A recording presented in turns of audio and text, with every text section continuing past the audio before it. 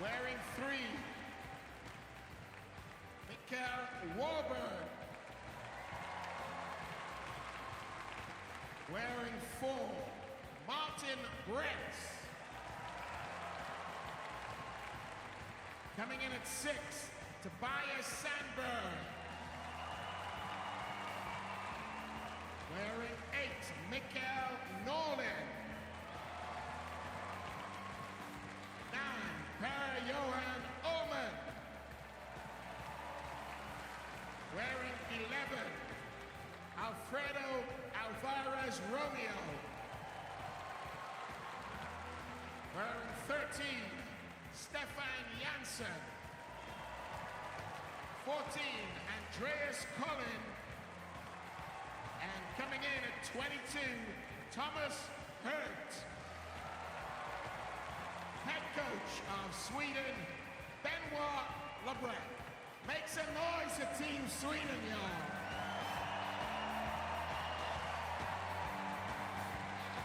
And now, Team Canada, led out by their captain, wearing 14, David Wilson.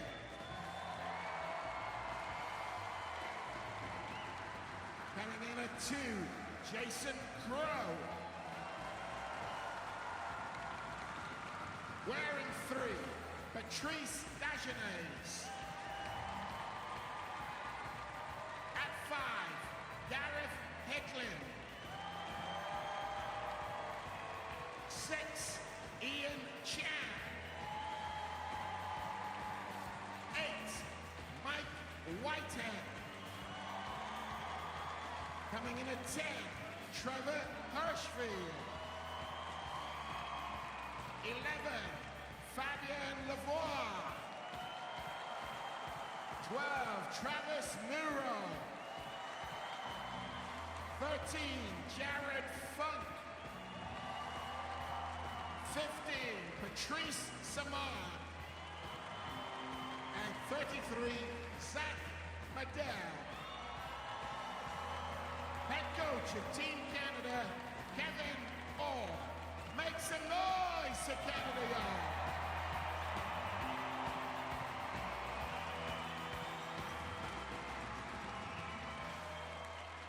Right now, ladies and gentlemen, boys and girls, as is customary, will those of you who are able to, please stand for the national anthem of both teams.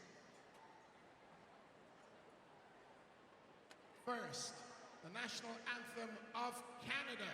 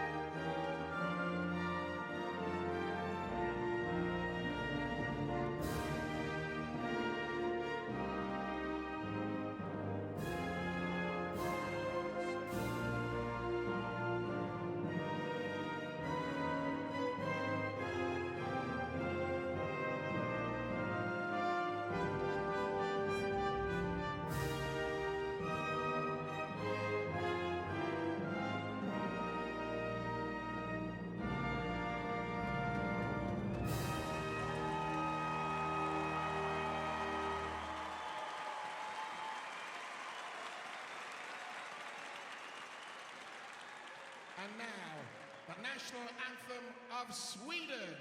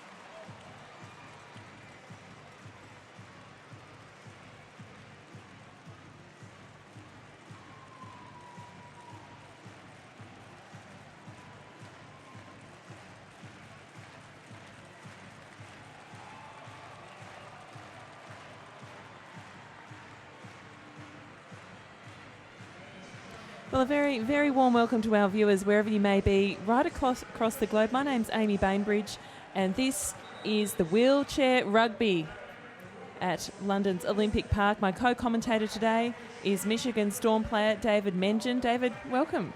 Thanks for being here. Thank you for having me. I'm really looking forward to this game. It should be a great matchup. Two teams that have budding rivalry. Some really close games in the past couple of years. So winner of this one goes for the medal rounds. It's very important. And what can we expect from this game in terms of the style of play of both of these teams? Sweden tends to be a faster team. They run what we call a high-low, so they have two players that have a lot of function. And Canada is more of a balanced team with a lot more depth, so you'll see them subbing out a lot, and they use that to their advantage.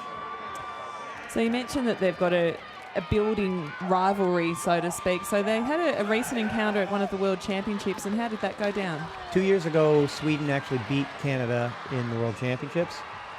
And just recently, the Canada Cup, which sets the seeding for this tournament, Canada beat Sweden, but it was a very close game all the way. Canada was actually behind for a good percentage of the game. So there's a lot of excitement here. They both know that they could lose from one mistake, so they're going to try and make as few as possible. So here we go. The game's underway. And you're watching our coverage on Paralympic Sport TV. So Sweden with the initial advantage.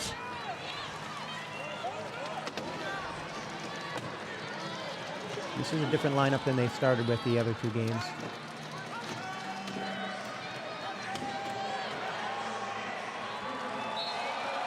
So the initial score goes to Sweden. So we've got 4 quarters of 8 minutes, and it's a fully timed clock, isn't it, David? Yes. And you'll see stoppage anytime the ball goes out of bounds for any penalties or equipment issues.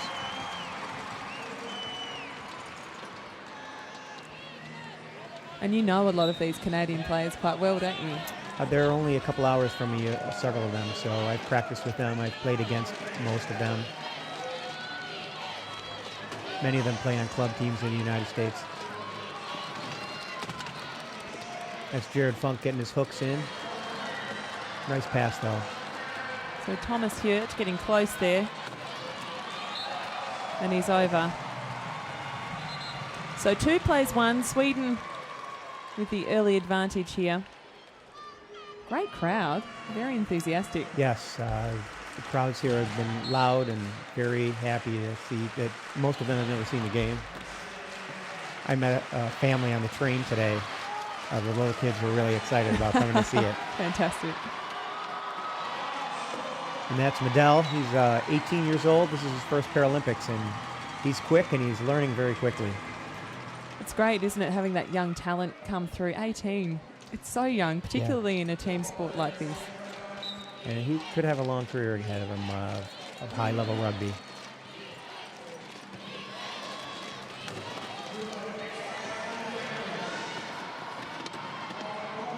Pierre-Anne Coulet passes. And there he is again, the number 22, Thomas Hurt.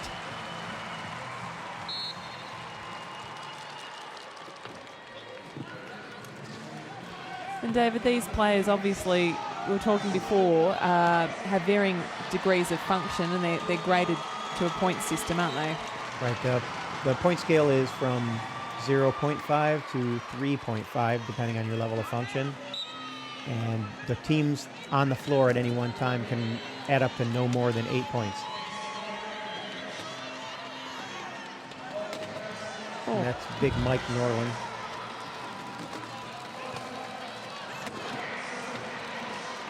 Both number 8s here, big guys, solid hitters. The other one being Mike Whitehead of Canada. You see them put some metal on some chairs. Oh, nice little. It was a nice setup play. So Drag the defense to one side.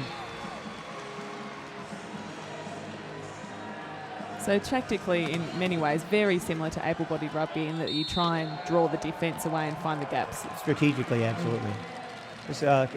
This sport was designed specifically for people in wheelchairs. It wasn't a sport that already existed that we modified. So there's a lot of things from other sports. Penalties are similar to hockey. You see a lot of similarities to basketball in the over and back rule and the way we handle held balls, etc.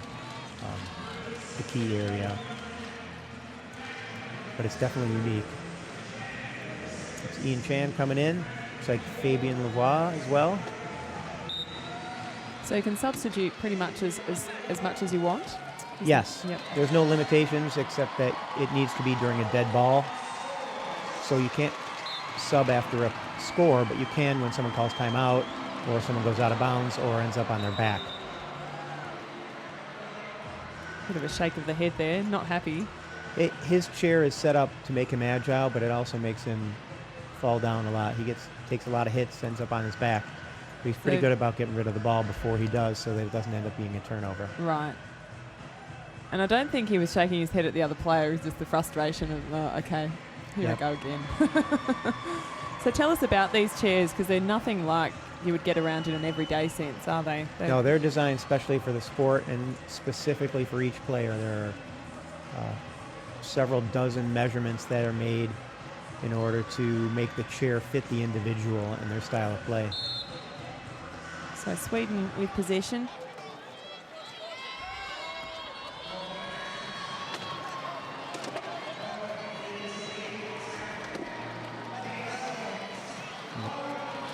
Norman.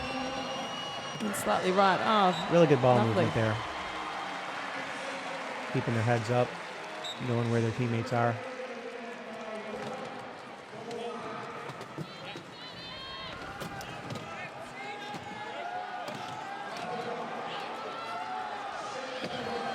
Lavoie is a very fast player. And you'll see this a lot. Canada's very good at using their low pointers for scores. They'll draw the defense to the guys who can handle the ball. And one of the low pointers will sneak out there and just wait for it. So in basketball, that would be called a fast break. What's the terminology that you use? Cherry picking.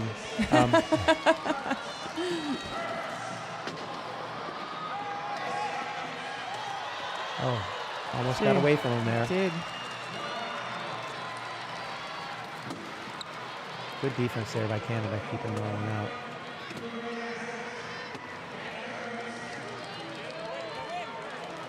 So Thomas Yurt with the ball.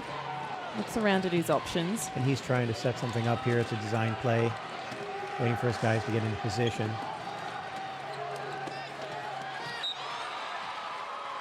Take that one. Is off Pico. Dijonais. Good job getting his hand up there. Oh, Yeah. no, maybe not. Was Lavoie got his close. hands in there. Norland got his hands in there, but we call it off Canada. Oh, lovely. Nice job. So I can't imagine these chairs have a particularly long lifespan then, given the amount of... Depends on the level of play and the number of tournaments you play in and how often you play. They can last anywhere from 3 years to 6 months. And they do break. There's very few moving parts because anything that can move can break. But there's a welding station here so that if there are any problems, people can have their chairs welded back together. So Fabien Lavoie. Help work his way around the corner. He's got excellent chair skills though, hasn't he? He can Yes. really turn And very Hirschfield sharply. did a great job of opening that up for him, Sure. creating some space in the key. That key area is the orange between the cones. So the same terminology as basketball, though it looks completely different in terms of it's long and skinny. And that space has some special rules. When you have the ball, when you're on offense, you're only allowed to be in that space for 10 seconds and you need to come back out. And that's not as a team, it's individually. Defensively, you can only have 3 players in there. If you were to put 4, it would be impossible to get through. So you always have to have a defensive player working, out. Right. working around the top or the side of the key. Several teams will run 2 in, 2 out to try and make that space tighter. But that requires a lot of communication to work. So scores tied up at 6-all, 4:27 to go in the first quarter. Like Hurt got a equipment issue. He's got his elbow pad pulled up there.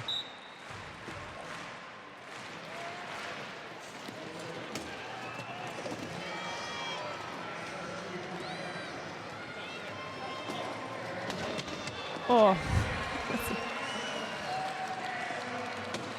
Sweden slowing things down.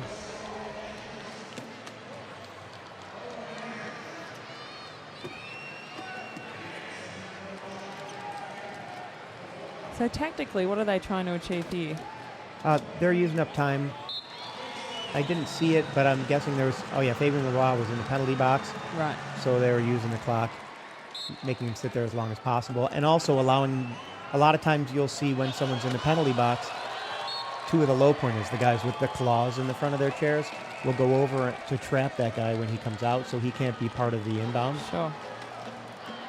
So they'll waste a little time just for that opportunity.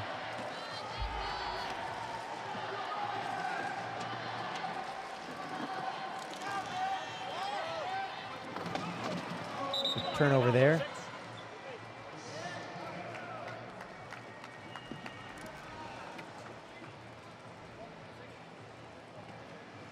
Looks like he went out of bounds. Oh, maybe not.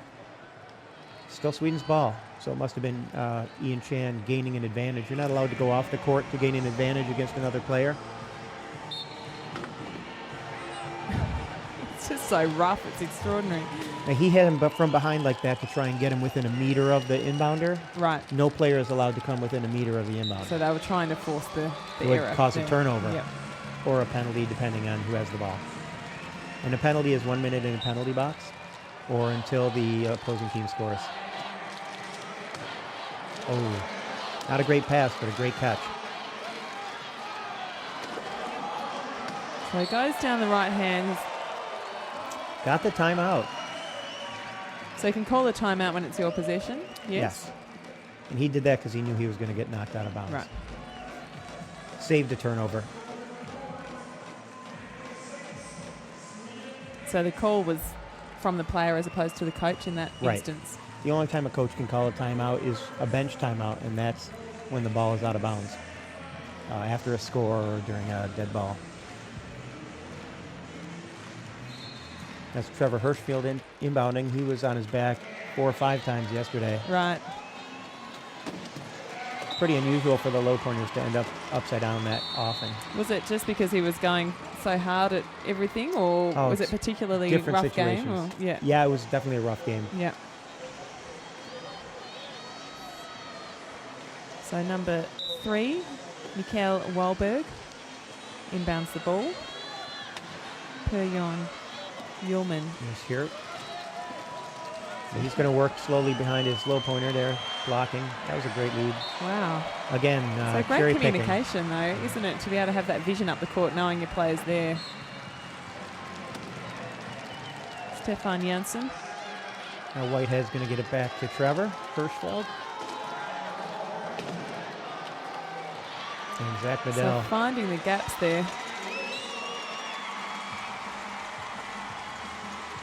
So Basketball Arena was hosting the preliminary round matches of the wheelchair basketball. That's all moved to North Greenwich now with the finals on. And the medal matches on today and tomorrow. So now we have this venue being used for the wheelchair rugby. It's still called Basketball Arena. You'll see the speed of Medell here. Not able to get in front, but he was going to make a play for that ball. It's still just important to put pressure on regardless, Absolutely. isn't it? Even if you can't just get in front. Good defense here by Sweden, keeping the player turned around so he can't see the direction he wants the ball to go.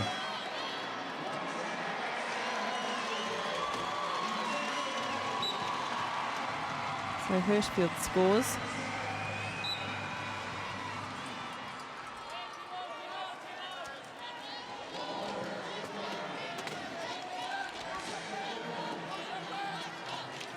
Yeah, those guys don't get much in the way of accolades, but they're super important in this game. Sure, that's when you say that, the lower point players, you mean, so The guys with less function. mobility. Yep.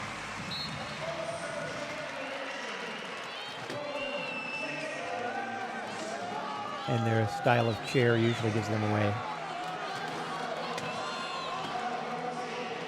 Oh, nice grab by Whitehead, although I don't think that pass was intended for him. He still got it anyway. So Hirschfield scores again. Back and forth. It is, isn't it? So 11 plays 10. We've got 2:11 to go in the first quarter. So far, it's living up to the hype. Great game, hotly contested, a lot on the line. Fantastic atmosphere too, isn't it? Amazing. Yeah, so if we just recap, if people are just joining us, these teams, if they want to have a chance of going through to the medal round, they need to win this match, don't they? The loser has no shot at a medal. So it's do or die at this point. It is, and also, I mean, this wheelchair rugby started reasonably late in the Paralympic schedule as well. It'd be hard for these players to wait around for a week or so before getting to play. And I think they do that on purpose because it can damage the floor. The chairs are solid aluminum. Sometimes they can have sharp edges after all those hits, so they can do a little bit of damage to the floor. Usually not anything major, but I know basketball players are always concerned about that. Right. Any little thing. And just the 8 teams in this tournament, do you see it in the future that there will be more teams at a Paralympic level? I don't know the answer to that question. I know it's been talked about,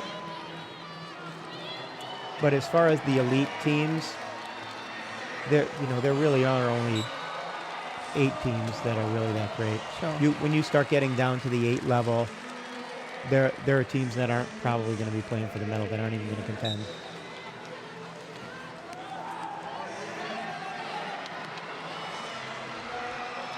Nice work there. That just looks so easy. It's literally one pass in it, isn't it? It's easy to take it for granted. Yep. They do make it look easy. Looks like Tobias Sandberg is in. Look how well He's a very quick player. He's long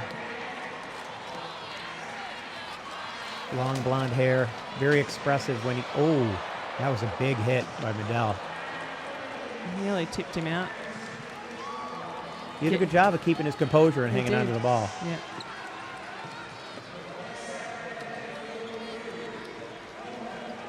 Sweden trying to set something up here. Draw somebody out in the key. Get some chair position. Oh. Hirschfeld did a nice job defensively keeping him out. So there's nowhere to go for Yeoman there. So Sandberg was able to get Hirschfeld out across the goal line, and no player is allowed to cross the goal line without the ball. Right. But it's only the active goal line, the one that's being attacked. On the other side, it's just like it was out of bounds. Sure. As long as you come back on where you went off exactly and you're not gaining an advantage, they won't call you a penalty.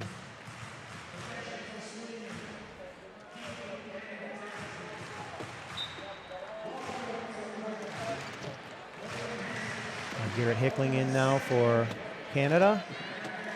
So Jared Funk is back in.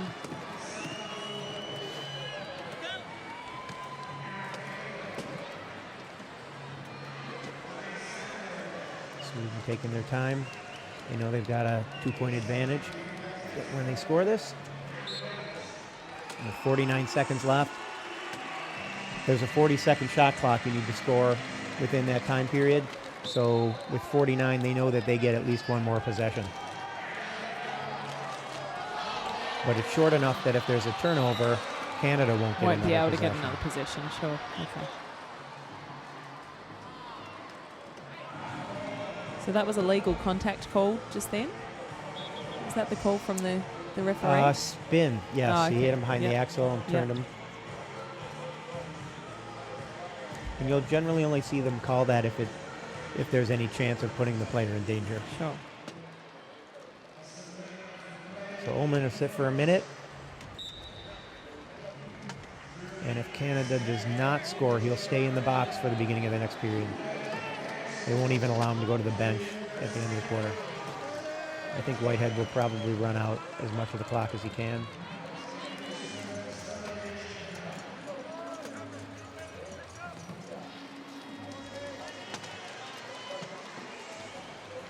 Most coaches will tell you that if you can score the last goal in every quarter, that's 4 points that the other team can't match.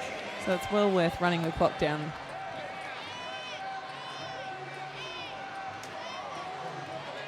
So 3 on the shot clock. Gets across the line. Perfectly timed.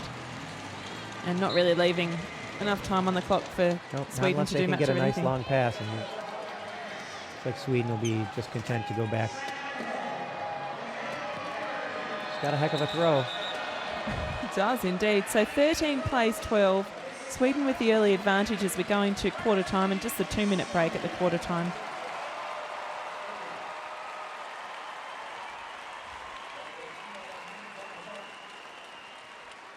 So it's just as tight as you'd expected, David.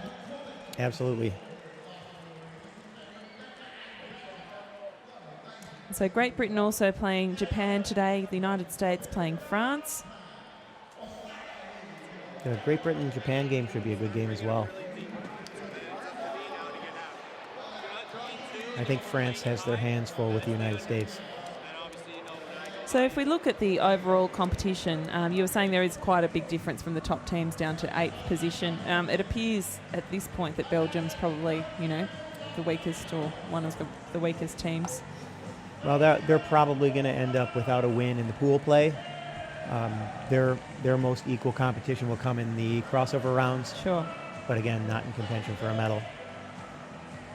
And are you liking the United States and Australia still in terms They're of the showing medal as playoff? the most dominant teams at this point. But I wouldn't put anybody out of contention in either of these two teams. Canada is a perpetual medal winner. They certainly want to get back there and they don't want this to be the first time they haven't come home with a medal. Right. And I think this would be Sweden's first medal, so they're hungry. And so what about a team like Japan? I mean, what can we expect from the Japanese side? I was surprised at Japan's showing yesterday against the United States. They beat the United States in the previous tournament in the Canada Cup, but the U.S. was missing two of their players, two key players, and that showed yesterday. Either that or Japan had a bad day. They're a good team. I think they're a contender. Chances are they'll make it to the next round. So we're just about to start the second quarter. This is the pool phase Group B, Canada and Sweden playing at Basketball Arena, the wheelchair rugby. But if GB beats them, they go to the medal round, I believe. I'm not sure. I'll have to double check that. But I think that's gonna be a great game. There's definitely something on the line. Hickling trying to work his way into the corner and draw some traffic. Oh, lovely. You'll see he's got a black patch on his arm. That's because he has an Olympic ring tattoo. I see. And before there were Paralympics, separate with its own symbol, etc. And apparently that's a copyrighted logo, so he had to cover it up. Oh, right. I see.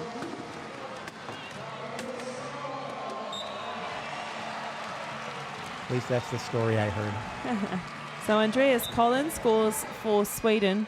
He went over to the ref and said, hey, I got fouled. Is there much negotiating or discussion between players and referees at this level? The coaches tell you not to talk to them, but you'll see players, they know they can't change a call, but they'll try and let the ref know, say, hey, this guy keeps grabbing my chair, which is illegal. Sometimes that's enough to get the guy to stop, and sometimes it's enough to get the ref to watch for it. So similar to basketball in that sense, you might sometimes have a discussion, a short discussion. Just let him know what you're seeing. Ask him to keep his eyes open for something. Sure. So now you got Dave Wilsey, captain of Team Canada. He'll inbound the ball when he's here, and he usually works it up court as well. Nice steal big there. Turnover. Yeah. So Norland. And Hickling reaching in there, hoping to get a piece of the ball and knock it out before he crossed the line, but knowing that even if he got the penalty, it's a score. It doesn't change anything. Sure. So it's worth the risk unless there's someone in the penalty box. Okay, so you may as well try it. Right.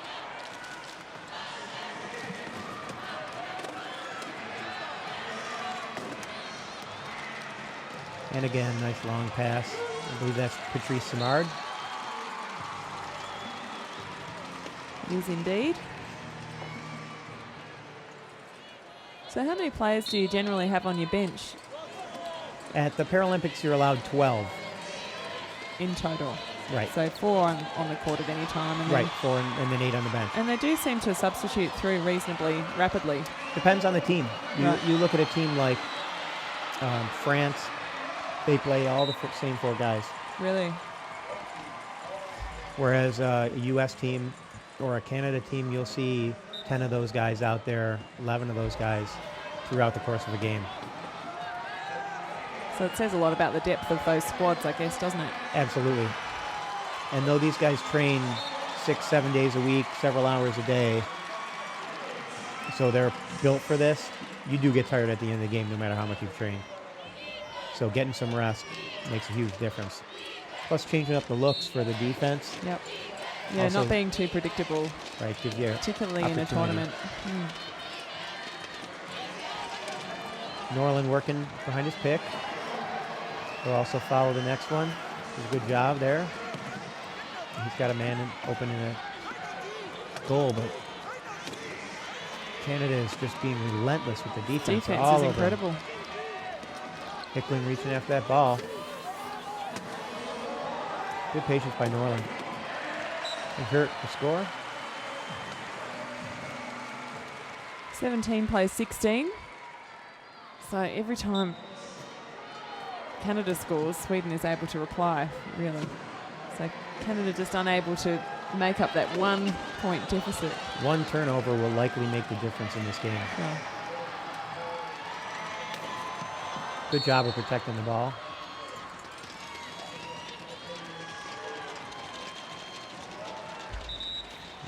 I didn't get to see the call whether that was a jump ball or a contact.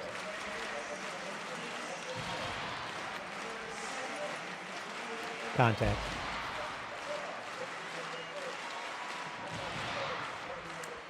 Quick They wheel gave him a change. penalty goal. Yeah, chances are Hickling has a flat tire. You have a minute. Anytime you have an equipment problem, you can call a timeout for free. You get 4 per team. Right. But for equipment, if there's an equipment issue, you have a minute to fix it. If you can't fix it, you have to substitute a player.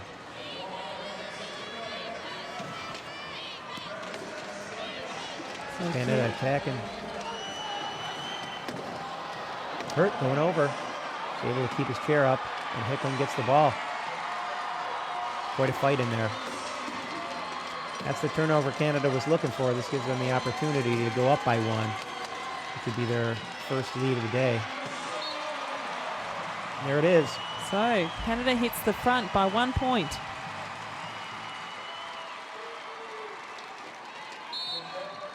Hurt there was afraid he was going over, so he's trying to get rid of the ball.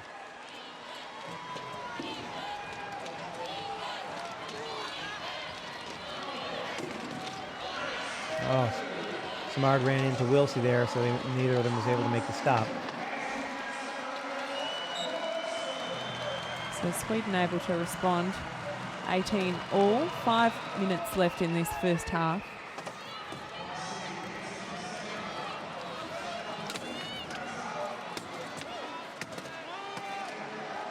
And you notice generally that the low pointers, the guys with the, ooh, wow. He wasn't going anywhere then, Nope. was he? Now they'll call that equipment timeout. Oh, they may have called a, let's see here, did he call timeout?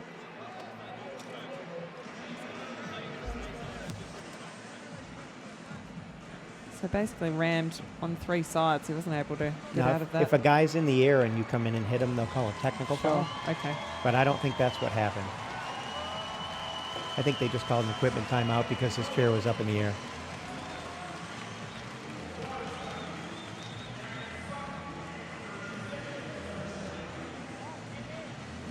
So that line did its job. Got Canada back in the game.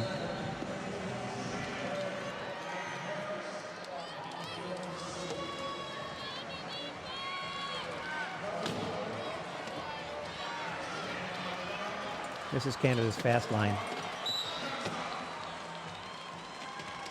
That play was designed to knock that player off across the goal line so that now Right. they would be 4 against 3. Lavoie drew attention. The guy following him just popped him out.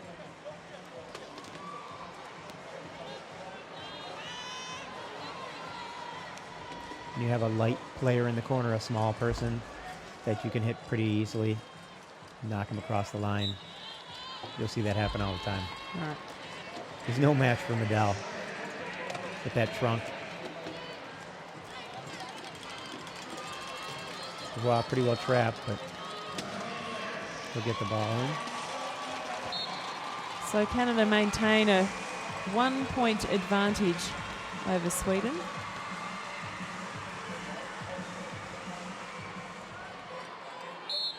You see they've got Sandberg trapped up there. They set that play up for that. Get a hold of him and then score.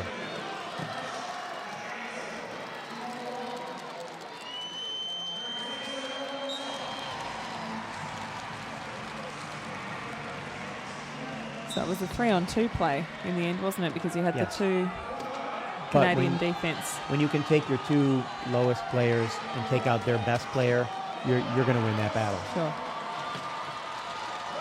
So Canada scores again, just responding yet again to Sweden. You can see how much now that that turnover meant, can't you? Because we just have this to and fro when it's there's also such an emotional evenly matched team. Indeed.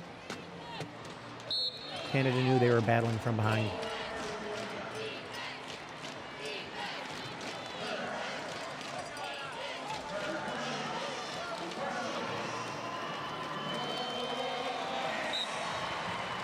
So a bit quicker up the court that time. Wow was hoping to get that big hit in, but he kind of got cut off on the way down.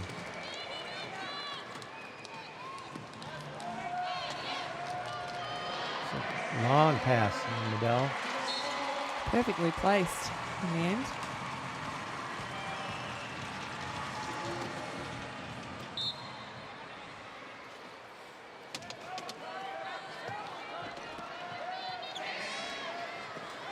Now Sweden trying to work it up the court.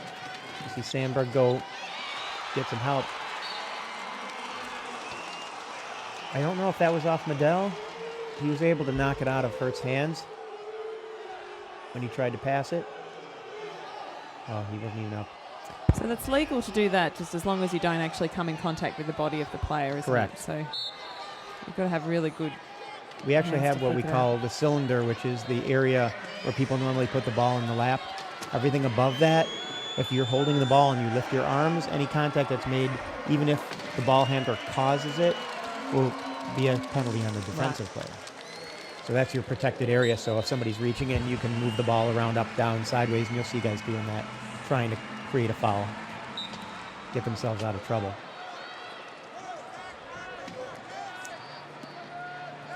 Sandberg working Lavoie by himself.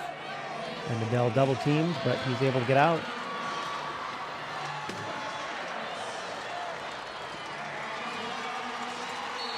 That's a case where you'll see you lick your chops getting ready to make that hit, but you give up the chair position. Right.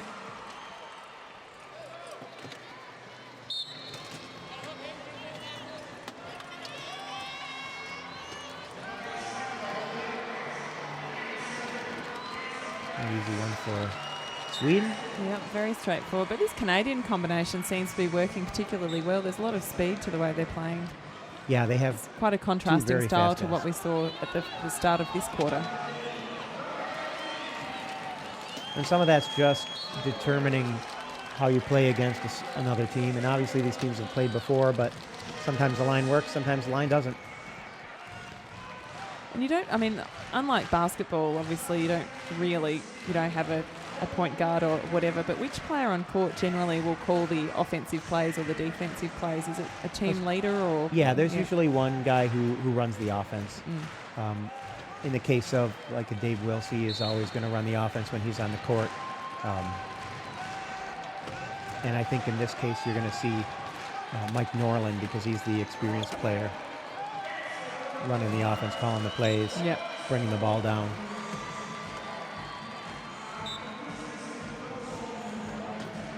So Thomas Hurt again. And is there much emphasis on the individual scorer for each match, or not so much in terms of, compared to basketball, everyone as far talks as about the top statistics? scorer? Yeah. We don't, not really. Yeah. It's really about wins and losses, because in this game, even a dominant guy needs the other guys in order for him to be effective.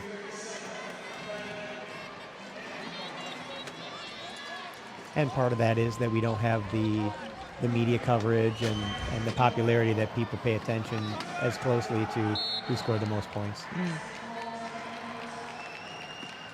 I'm happy to give it up as long as I know it's going to be scored. Yeah, that's right. And you'll see that a lot. There are guys that do all the work to get the ball close, and then the person who gets across the line isn't that guy. So then is there a statistic for assists and things like that in I'm sure the wheelchair rugby? statistics are kept, but Yeah. I've never seen them. Right, okay. So it's At not this like level, yeah, they keep everything. sure. Turnovers, assists, minutes. Nice job working out of there. Oh. Just outsmarted the one-on-one there. Yeah, when you have your back turned, it's very difficult to be able to make the right move to get somebody who's behind you. Whitehead gets it out of there. Looks like Hickling's probably going to go back to him.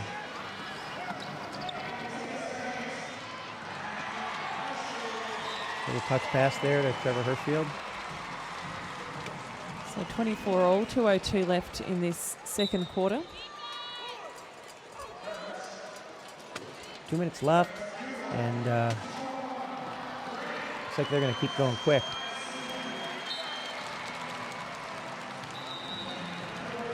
What's sort of an elite score in this match? Because they often sort of talk that, for example, in wheelchair basketball, if you can score 50 points at a Paralympic level, your team is an elite team. You know, you're one of the top of the pool. Is there a similar guide that we have for Not wheelchair really. rugby? I went to China and watched the Canadian-U.S. game was really low scoring. Right. And that was because it was high defense, and they didn't use the 40-second shot clock, I see. which they're now using here.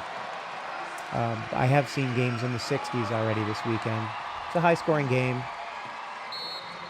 Yeah, and as you mentioned, particularly with that 40-second shot clock, it really puts a lot more pressure offensively on to get up there quickly.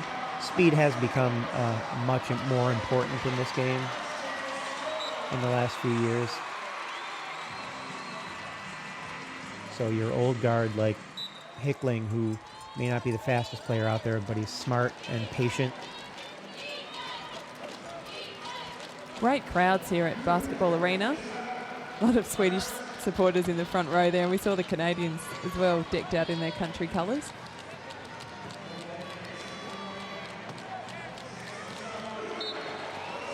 And it'll be extremely loud when GB plays this Oh, afternoon. absolutely. Great support by the fans.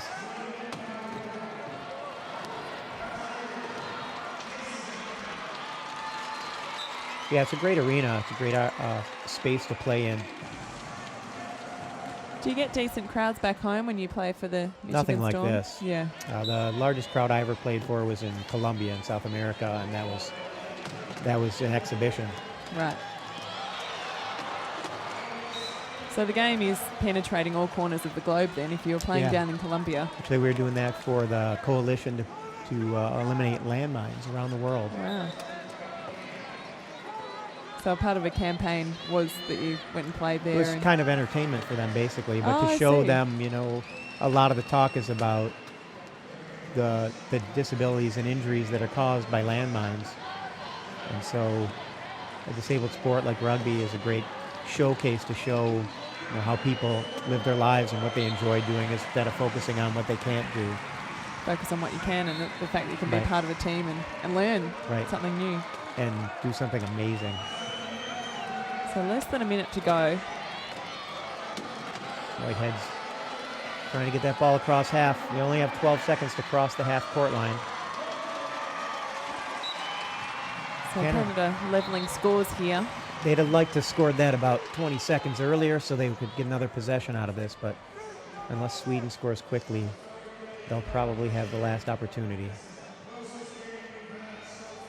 Really nice job there by Hurt, making it look like he was going to go around the corner and feed Norland.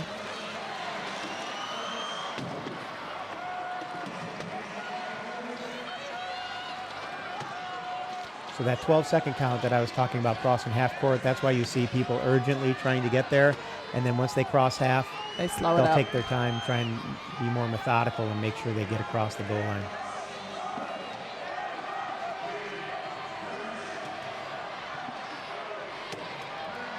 Nice job. 4 seconds left. It's enough time to score. It is. He needs a long pass here. But you need to be in the right position. Yeah, exactly the right position. I think you'll see Canada just slow it down. Oh, not quite there. So we're going to the halftime break. Sweden 28 plays Canada 27. So what do you think? It's a great game. We haven't seen that many close matches at halftime, so I'm really looking forward to seeing what comes next. Both teams will go back, talk about what they saw, do a little strategy, try and work things a little better. You might see some different lines coming out in the second half. But it seems like they're working. It's really just a matter of protecting that ball. So you were talking before about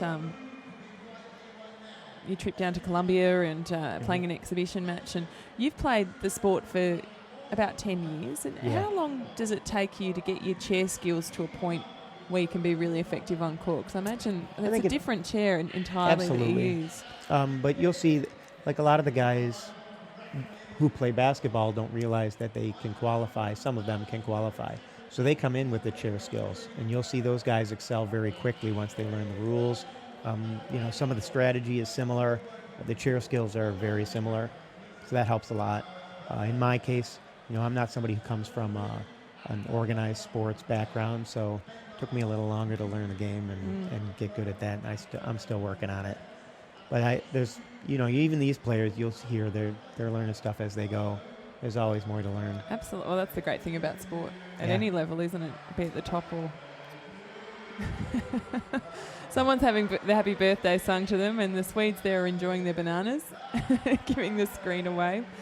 And in terms of your training, I mean, would you break it down so that you'll focus on chair skills for perhaps part of the session and then focus on ball skills, or is it Absolutely. all... Cardio, strength, chair skills. Some of it's just about, watching film or, considering strategy. So it's just like any other sport. Coaches will give you a regimen they want you to go through. Everybody has their own personal regimen as well. And these players watch a lot of film. Try and learn tendencies for other players. Try and see where mistakes were made or things were done correctly. And, add that to their game. Nice highlights from this game. That a big turnover for Canada. As well as that, it's keeping them in the game. It's played with a lot of aggression. Yeah. Oh, yeah. I saw, who was it? It was Hickling. Had a little bit of, he's been involved in a few little, sharp encounters. He's very expressive, and he is. He's a physical player. He'll get in there and he'll get the ball out of your lap.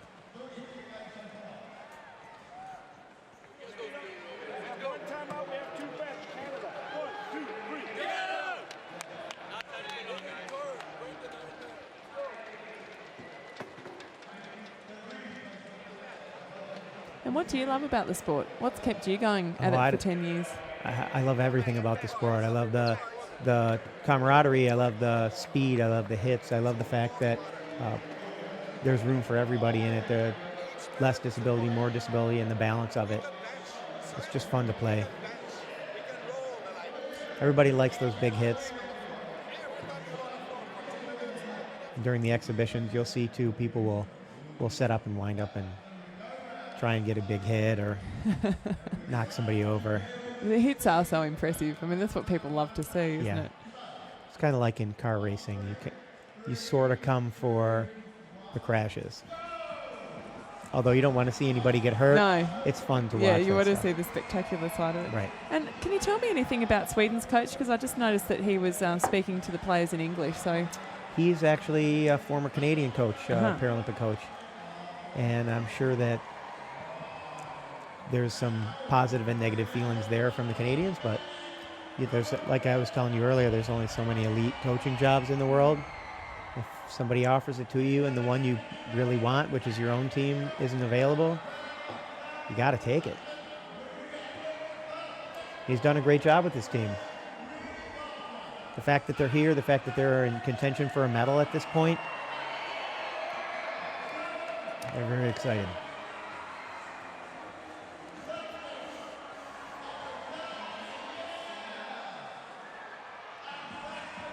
I'm not sure, but this may be their first Paralympics. Even though I was there in China, I don't recall.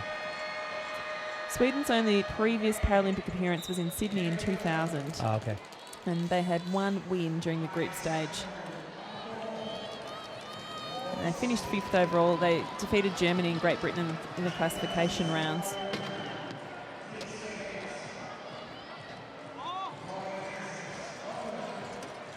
Although I think they've got quite a few new players. Well, they've certainly got some younger players. If I just look through the ages of some of these players, in their early 20s, a lot of them. And that's great for their program because those guys will grow up with the program and they'll help the new guys get used to what comes next. And Canada, in contrast, I mean, they have got a couple of young guys, but they're really experienced, aren't Yes. they? They've Lots done of so well at experience. the last couple of Paralympic Games. Yep, they've medaled in every Paralympics. Wilsey calling the timeout there because he didn't want to get a 12-second call. Wasn't get the help he was looking for.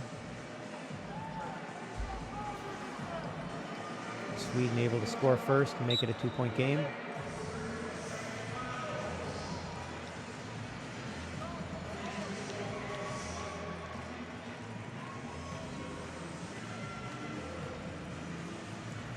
So Coach Kevin Orr decided that line wasn't working the way he wanted it to, so he made a switch. Or it could be about the personnel that Sweden brought out.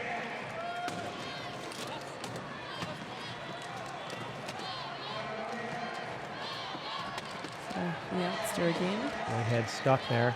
Got to score before he gets called for 10 seconds, and he gets it over to Hirschfield. Very nice.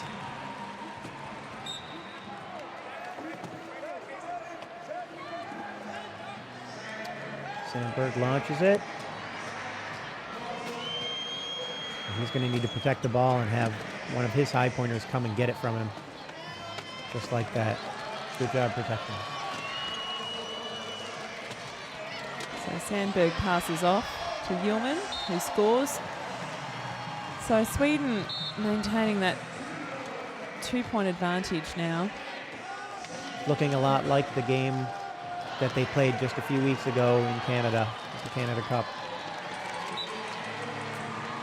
And Close. during that game, did Sweden have the slight advantage, or was it Canada that had Most the of the game, Sweden was at the advantage stage, and Canada came back at the end and was able to score enough to keep it up and close it down. And if scores are tied at the end of the match, what happens? How do you sort out? We have a 3-minute overtime period, Yep. and you'll have several overtimes if necessary. I actually was a participant in a 4 overtime game last year. I was pretty tired because we didn't have any substitutions, so I played the whole game. Did you win?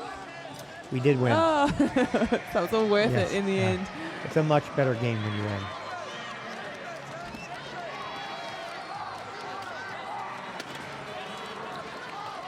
It was definitely fun to play in. I bet.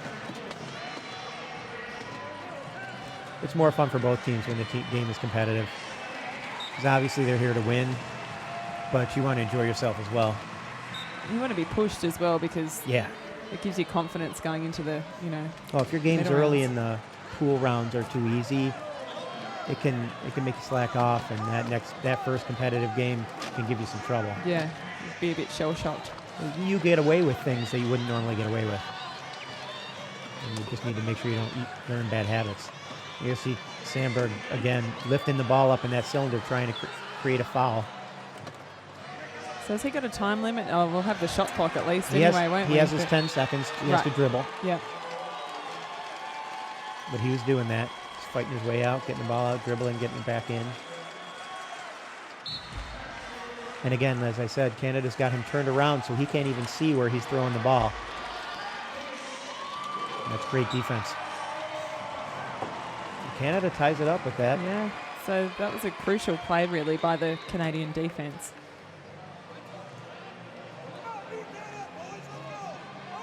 Zach Medill there, the youngster, just 18 years of age. Sandberg will duck behind See if he can beat Whitehead down the court. Jared Funk gets a little touch in there, but not enough to slow down Sandberg.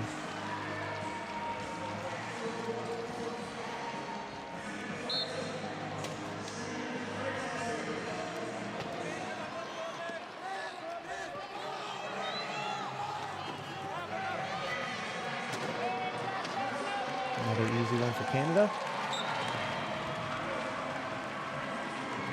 Although Medell had to do some work to get out there, get to the point where he drew enough attention so that Whitehead was by himself.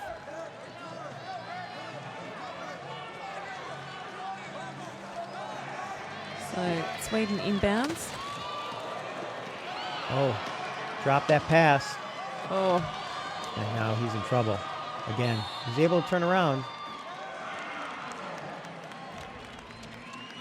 That's a good call. I didn't get to see the shot clock, but he was pretty close to 12. sure. So Sandberg, a 3.5 player. So obviously, Right, we and see you him can see feature that so much. in his hands, Yep. how he can hold the ball with either hand. There's a lot of these guys, like you see Wahlberg inbounding. He uses the back of his wrist to flip the ball out. He has no finger function. Ullman gets across.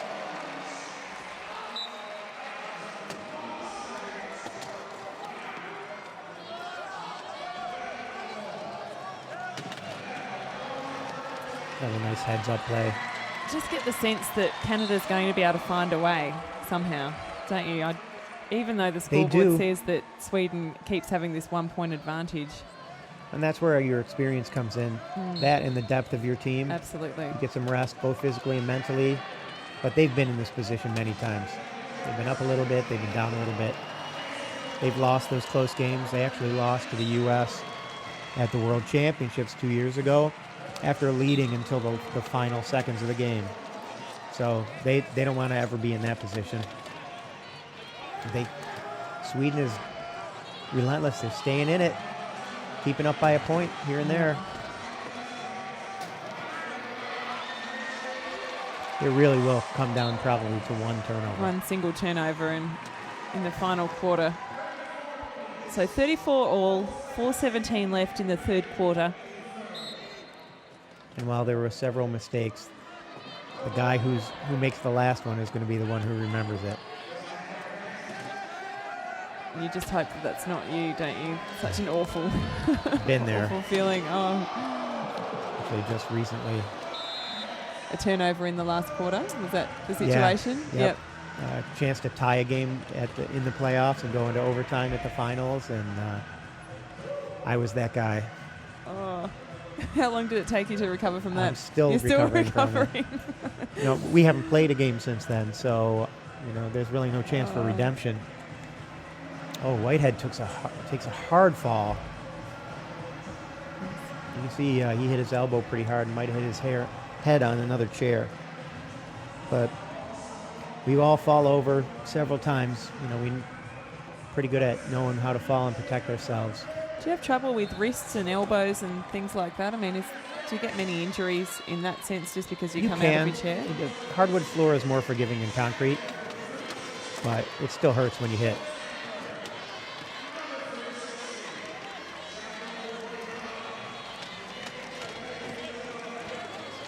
If you can figure out a way to fall gracefully, you'll be very successful. So Sandberg passed to Yilman. Great defense there by Canada, both on the ball and away from the ball. So he didn't quite make it over the line there, did he? It came out of his hands before his front wheels got over. And if you don't have control of that ball when you cross the line, it's not a goal. So Canada gets their opportunity again to go back up on top. See what they can do with it. Great pass. I don't think that was intended for Jared Funk either. But he still got it. But So do you Whitehead think, got it. is Sweden just struggling with their offense to defense transition in terms of the speed? Because there were two Canadian players up over the halfway a line. huge part of the game. We only have 4 8-minute quarters, which is 32 out of a game that lasts an hour and a half. You win games between the whistles. You getting into the right position, forcing another player to do something that they don't want to do. That's your experience right there. That's Canada's biggest strength, is knowing what to do and where to be. So Canada now with the advantage, 36 plays 35, 3:01 left in this third term. Sandberg just trying to get into position. He can catch that ball from Wahlberg. Allowing his low pointer to get out and set a pick for him. And we're off to the races. Oh. Now normally they wouldn't call an equipment timeout there if he was away from the play, but because he's close to the ball, okay. Again, danger. Even though he didn't actually have the ball. So if he had flipped over, he'd just lay there until the play was over or until the ball stopped advancing toward the goal. But Actually, in this situation, it could have caused... He did that to himself, just the way he came in there.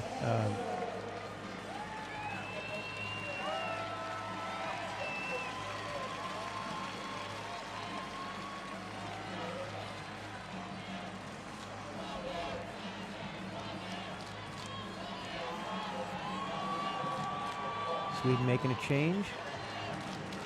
Big Mike Norland's back in.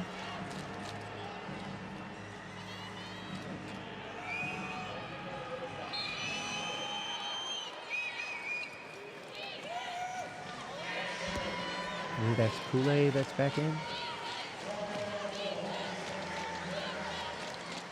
Looks like they changed the entire line. So Thomas Yurt with the ball, he's back in again. He's played a big role in this match, hasn't he?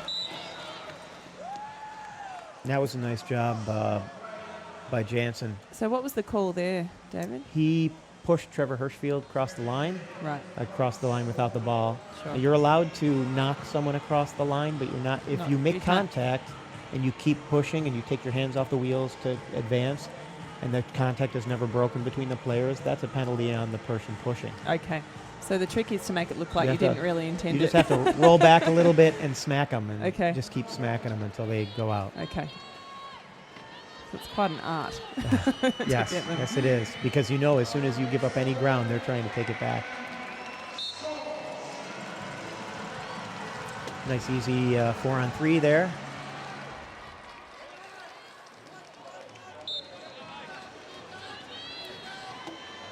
Looks like Norland has some shoulder issues. Got that kinesio tape on his shoulders.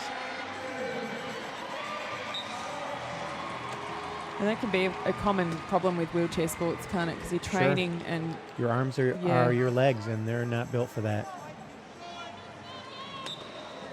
But if you keep them stretched out and you make sure that you work the entire range and... Regular massages. Warm them up, cool them off. Yeah, massages are great for more than one reason. Quality of life. Well, proper sports massages, though, are invaluable, aren't they? Absolutely. For everybody.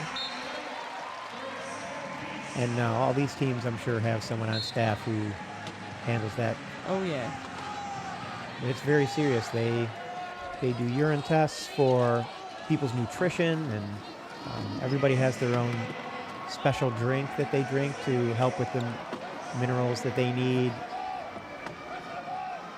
They have their own training regimens based on what they need to work on or what their role is in the game. It's all very serious stuff at this level.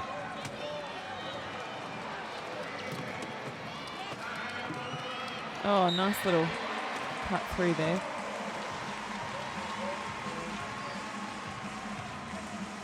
So Mike Whitehead.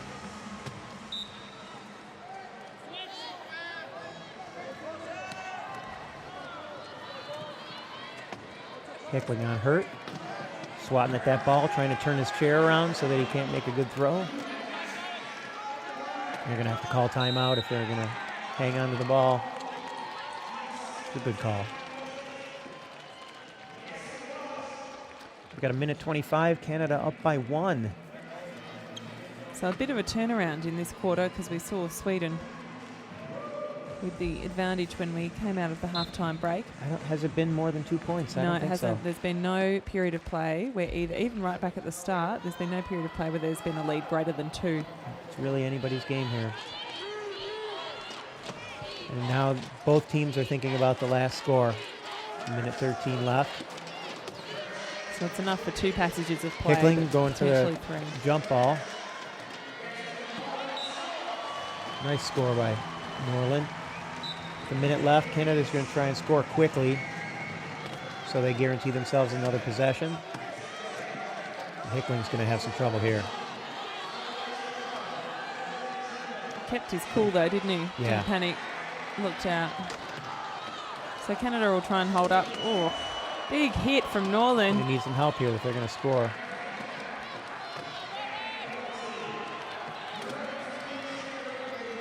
Not what they were hoping for, but they'll take it as long as they can get across the goal line, and they'll let their defense do their job. But Coulé's got a flat tire, possibly. So pause in play, and as you said, 60 seconds you're allowed to fix any chair issues that And are then fixable. They also If have they're to not. give a meter of space around that person with an Oh, equipment okay. issue, so you can't set up on him while he's Right. stuck. Okay. It's all very logical. Well, it's like kicking somebody when they're down, right? Yeah. Swedes very excited and want to see their team Absolutely. make it to the medal rounds. Canadians as well. The supporters are out in force this morning. It's a beautiful day in London. Great day to be out and about. Yeah, I'm glad they saved the sunshine for this week. Absolutely. From what I understand, it's been pretty wet the rest of the summer. So Northern has a brief Working the last discussion. goal. Giving his guys some guidance. Oh, Nice pass. And we'll get the penalty goal. So Canada with 5 seconds left. this is what happened at the end of the last quarter, wasn't it? I think they had 4.4 seconds left. And they'll take a shot, Canadians. but I think they know that they're not going to get it. So Sweden now gets the ball at the other end of the court because no one touched it. That was, I think, a mistake. Or did someone? Oh, actually, I think somebody got a it was hand to it. touched. Otherwise, the clock Otherwise, wouldn't have been running. right. Sweden would have had the ball up their end, and that would have been Right. potentially a little dangerous if they could have done something amazing in 0.1 of a second. So Canada going into the 3/4 time break with a 1-point advantage. And as we were saying before, this game has been so close because there hasn't been more than 2 points in it at any given time. And Right. for a lot of the time, the scores have actually been level. And there's been relatively few mistakes, and that's what both teams need. The team that makes the fewest mistakes is going to come out the victor in this one. Yeah, I think the turnovers at half time was only, it was very level, but it was about five a team. So And this little 2-minute break is really just enough time to get a little bit of water and to let your coach yell at you for a second. yell at you or coax you or whatever it may be.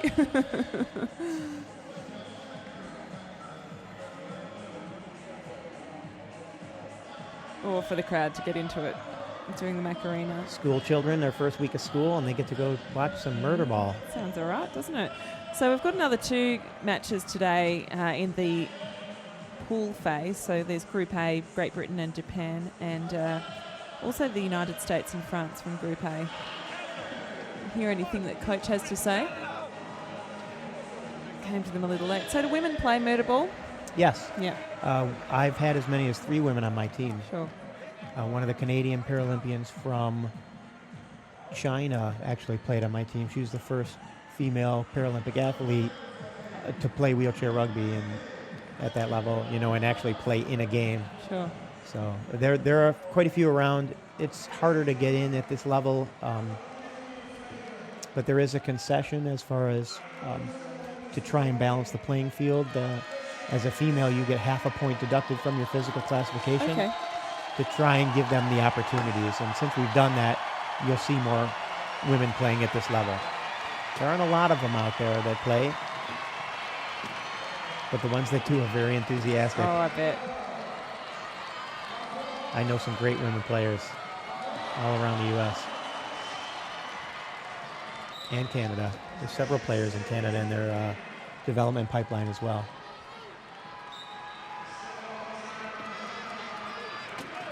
So it would always be a mixed situation then, rather than having a separate women's Yes. and men's league. I think GB has a female player Oh, on right. their Paralympic squad.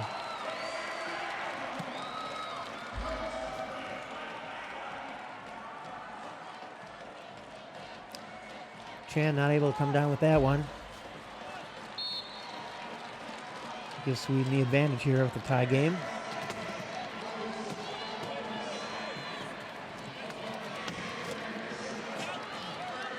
Yeah, you're right. I just checked the Great Britain team list. We've got Kylie Grimes, who plays for the Kent Crusaders.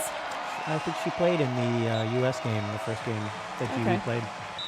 And she's got a 0.5 classification, just 24 years of age, so that's great. I mean, she's potentially got a very long career ahead of her.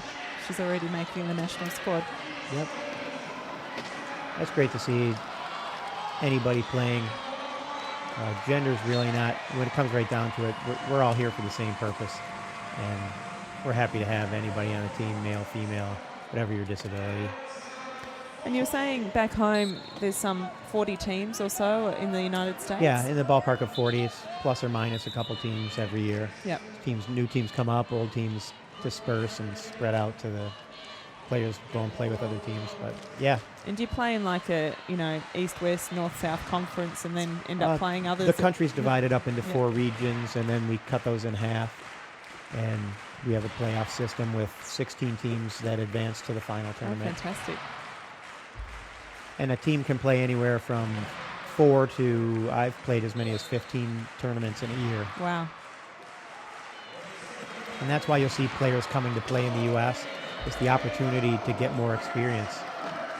Because a lot of countries, they have 1, 2, maybe 3 teams. And if you they're just lucky. don't have the competition. And there are other countries out there with a lot of teams, but just not that many teams and with the caliber of play.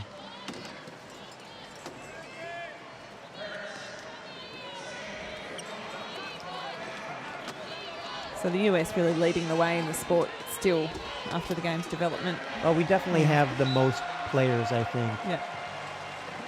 But as you can see, there are a lot of great players out there. We just have a bigger pool of players to choose from.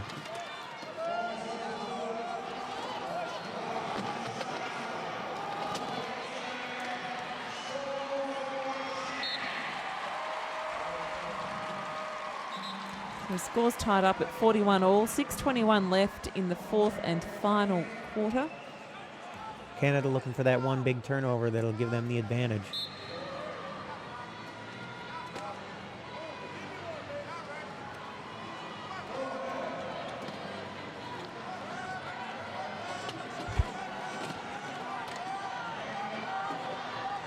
Bowman gets it out, but that 12-second clock is moving fast. Unable to get across half court. They'll retain possession, though, with that timeout. Well spent. So is there a limit to the number of timeouts that you can call? for a Both match? teams get 4 Mhm. on the floor, and then they also have 2 timeouts that they can use that are called by the coach. But those you can't use those to keep from turning the ball over. And that's per quarter, or is it per half? Per game. For the whole game. Okay, so you can't If you use be them too effectively. flippant with you Right. calling them from the floor, can you? But Really? anytime you use it to keep you from turning over the ball, It's worth it's it. well, yeah. Even if you Especially use in a them all game the like first place. this, where it's so they, close. they do you no good after the game. Looks like Ullman's got a flat. Got him out of some trouble there because now they get to inbound close to half court. The 40-second clock won't reset, but he does have 12 more seconds to get across half.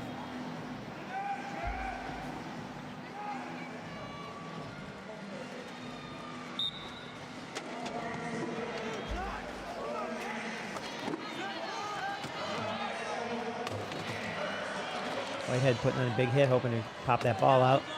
Adele adding. Oh, and there's the turnover. Ah, there's a lot of contact he's going on. and Refs lot are of letting him pressure. play. Let him play. Let him play. Oh, Medell. Oh, That's a rookie. so what? He didn't call timeout. Got pushed out of bounds. I see. Okay, so he should have. It's just about that Right. train of thought. where Just you're like, yeah. okay. That's something you learn over time. They really are. The refs don't want to be the decider in this game. They're letting them play. I like it.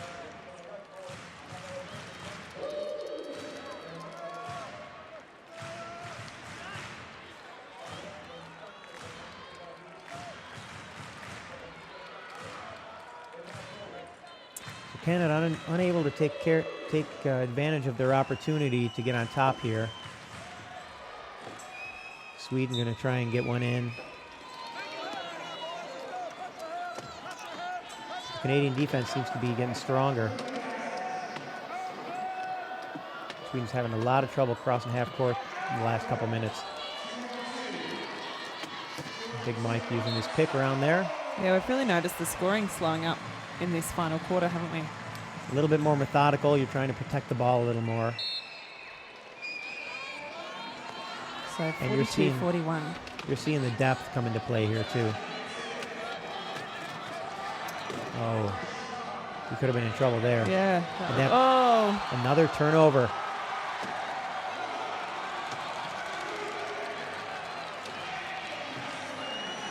With 5 minutes left. Sweden looking to go up by 2.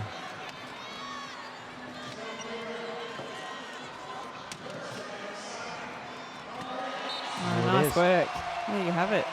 So Norlin calling for an equipment so he can get his sleeve put back together. Whitehead would like to have that pass back. So they're really going to need to look to force the turnover, not just once, but twice now. Right. It's just made that a little bit more difficult. All a turnover gets him a chance for is overtime if it's only one.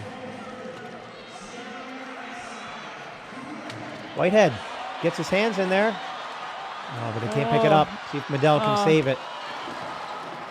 Sweden with the pickup.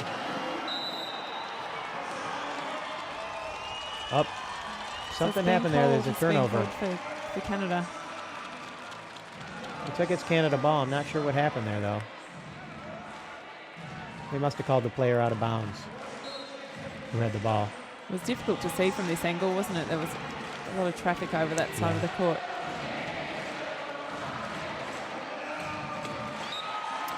Whitehead opened up that corner really nicely for Medell. Okay, so that's one down for the Canadians. They got that turnover. The field trying to get over there, not quick enough. Again, like I said, it's hard to stop someone when your back's turned to them. Yep. Whitehead launches again. They'll keep doing that as long as Sweden lets them.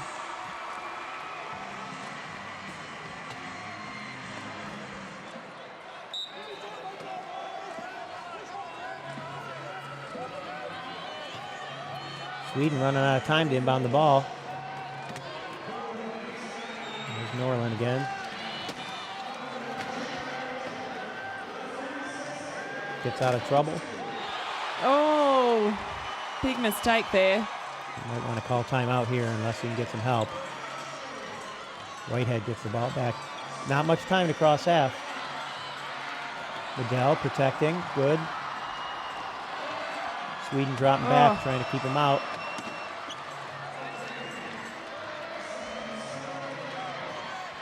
Excellent patience by the Canadians there. Yeah, wow. And they get back on top. Hitting the front by just the 1 point, but 45-44, 3:43 left in this match.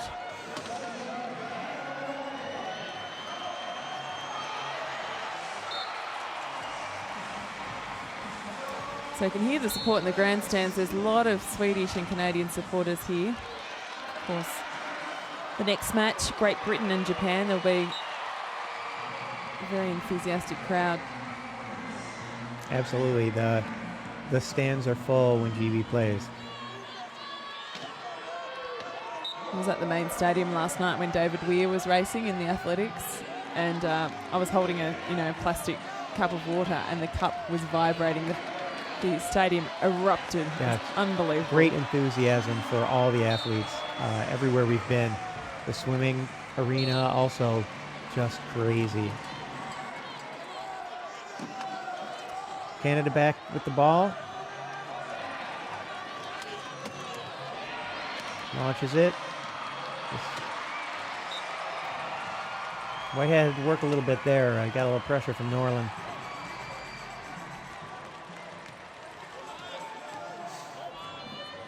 Wahlberg's done a good job getting the ball into somebody, not causing a turnover from the inbound.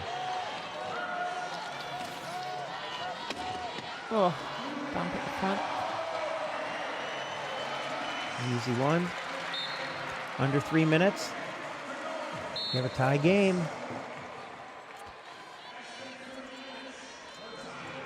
Just when you think that somebody's going to eke out an advantage, it just doesn't really happen, does it? I thought Canada might get a little bit of momentum, but Sweden's staying with them. You can't take anyone for granted at this level.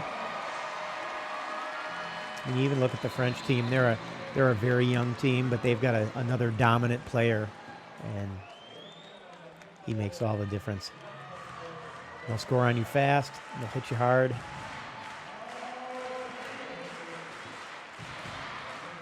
France only brought, I believe, 9 players. Oh, right. When they're entitled to 12. Right. And I only recall seeing 4 of them out on the floor. But their game with GB was a lot of fun to watch. Yeah, it was good. Mm-hmm. Excellent. So France playing the United States later today, in fact at 5:15 local time here in London. That other match between GB and Japan is at 3 o'clock this afternoon, London time. So 2:48 left in this match.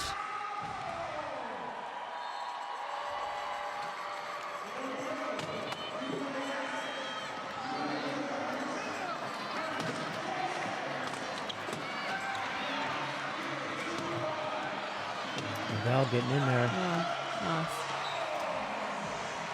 nice spread out offense for Sweden.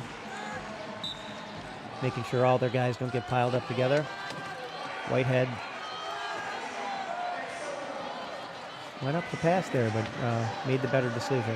That's good. Just hanging on the ball, trying to be patient.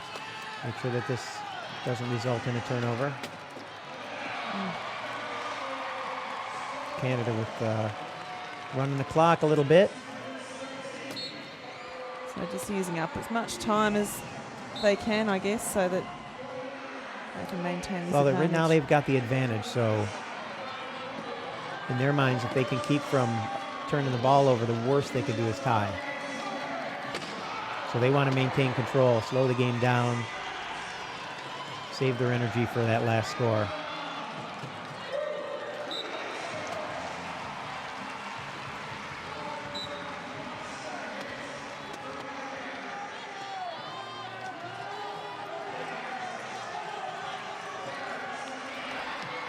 Another easy one. So it'll be 50-49.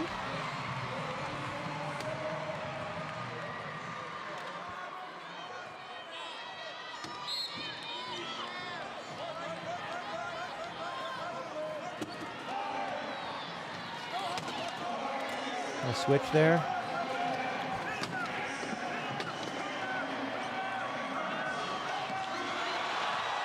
That looks like a turnover.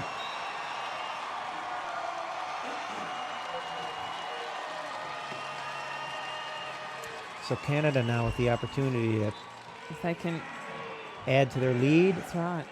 And possibly finish this off.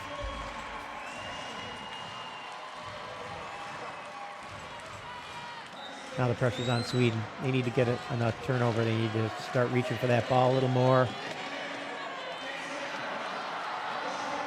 But unfortunately, they need to take risks, which is going to give Canada some more opportunities to get some easy scores. So again, that hesitation of going over to score, just trying to wind down the clock just that little bit more. Minute 19, we're only going to see a couple more scores. Canada's going to slow it down as much as they can. Get across half. And Sweden's going to have to attack.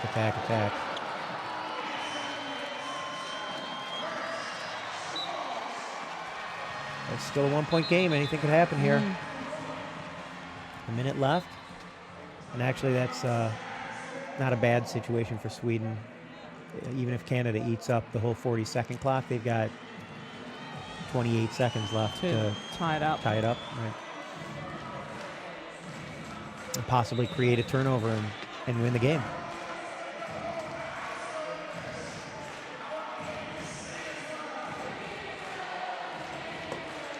Certainly has lived up to expectations. Yeah, it's been a good. So do you think this is one of the better matches you've seen so far? One of the best you've seen? Without question. Yeah. Great. Yeah, when I saw it on the schedule that I was going to get to work it, I was very pleased. Excellent.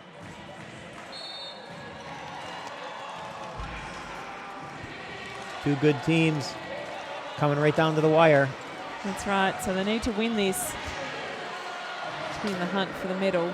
Hickling does get it across half, and you'll see Whitehead taking his time here. Unless they can score quickly so they get another goal or another opportunity, which he will do.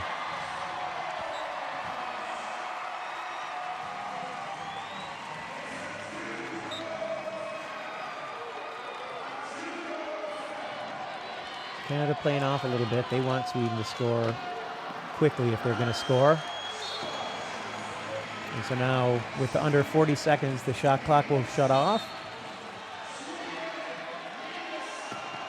And Canada will work to cross half.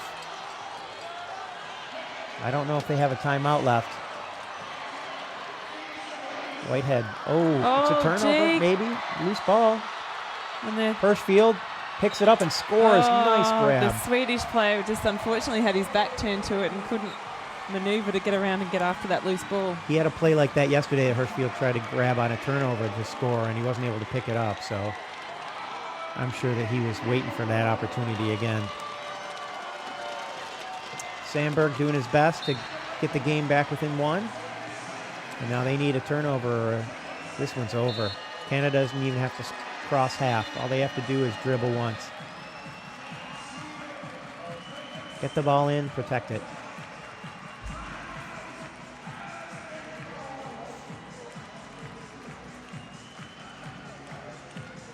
Oh, gee. Whitehead throwing that ball while he's rolling backwards. Really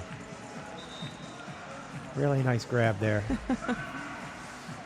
That's hard to do. Grab that ball. All you're doing is pushing it up against your wheel so it comes up to you. Yep. And you're considered having possession if the ball is pressed up against your wheel. Okay. But you have to clearly have control of it. So the pressure's on here, well, for both sides, because Canada can't make a mistake, but Sweden needs to force the error. So they'll use Hickling's height, throw it over the top of the low pointers, and he will protect the ball. All he has to do is protect it for 10 seconds. A little frustration there. It was indeed. As you were saying, he is one of the more expressive players. Yes. Feisty might be another word. He used to have longer hair, and you could really see the movement when he moved. Did get bashed around quite a bit there, yes. They're really swinging at the ball. They know that's their only opportunity. And even though Hickling ended up hitting himself in the face, it was because the other player had hit his elbow. So they're going to put Garrett in the box for that threaten to hit him. And that's a mistake. So now we've got 3 plays 3. But it's Canada's ball, and they'll win it. And that's it. So Canada gets the win here. Not by much, though. Just by a point. But this way now Canada will advance to the medal rounds, and Sweden will play for, at best, 5th place. So disappointing for Sweden, but they played extremely well. They did. Played I think most this of is the game. probably going to be the best finish they've ever had in the Paralympics. Their team is strong, clearly. They played Canada very well. One turnover. That's all it takes. And as with every rugby game at the end, handshakes. Because as much as goes on the court, once we're off the court, we'll all go have a beer together. So it's a pretty community, really a good community in wheelchair rugby. Oh, the Canadians very happy. And they deserve that, so it'll be interesting to see how they go from here on in this tournament. Yep. So they'll wait to see what happens the rest of today to determine who they play tomorrow in the crossovers, it's likely that Canada will be the 2 seed and play the number 1 seed, which will likely be the United States, which is a long, very tough assignment. Heated rivalry. No love lost between some of the players. So the statistics are briefly flashed up on screen there, but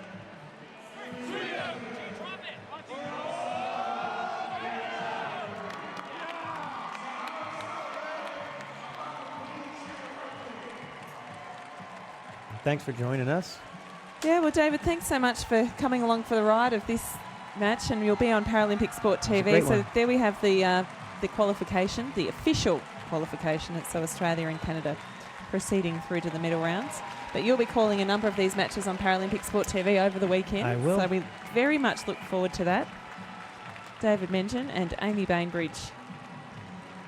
And still plenty of wheelchair rugby to come today, another 2 matches, and then, of course, we're into the middle rounds tomorrow. GB Japan is up next 2 hours from now? An hour and a half away, an hour Okay. and 20 minutes away, and then later on this evening, 5:15 London time, we have the United States and France. So